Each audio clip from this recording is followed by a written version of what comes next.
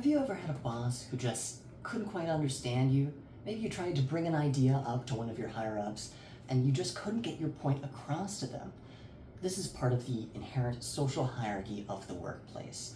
You can't really bring points up to some of your higher ups.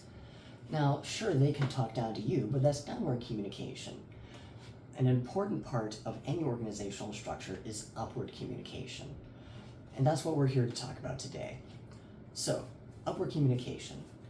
The main parts we're going to talk about is how it is beneficial to employees, how it helps bring about pain points to managers' attention, and how it can best be used in the workplace.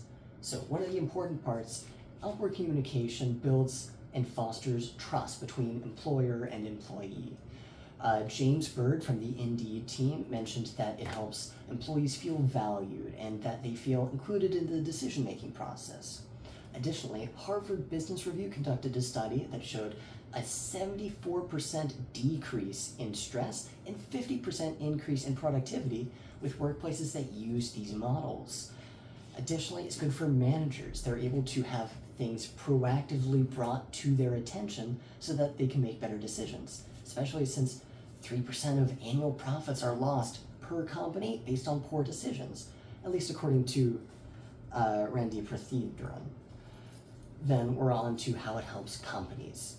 Companies are especially vital because those at the top have a whole lot of decision-making responsibility, but they can't think of everything. That's what the employees are for. They use the collective knowledge of all their employees and all the other managers to build ideas and plans.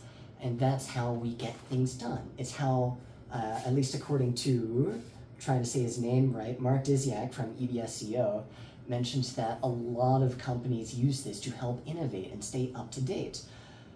Additionally, there is how to use it most effectively. A lot of people are afraid of their bosses.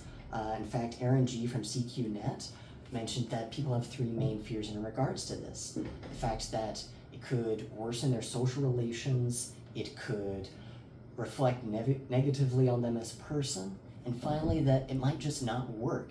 And while that may be true for some bosses, it isn't true for all of them. A vast majority want this feedback, and they give a bunch of forms out daily.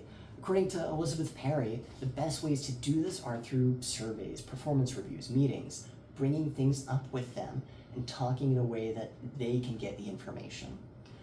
So overall, we've talked about how it helps benefit the employees, how it benefits the company, and how to use it most effectively. But remember, you want to keep good eye contact, speak respectfully, offer constructive criticism, and try not to be afraid of your employers. Thank you.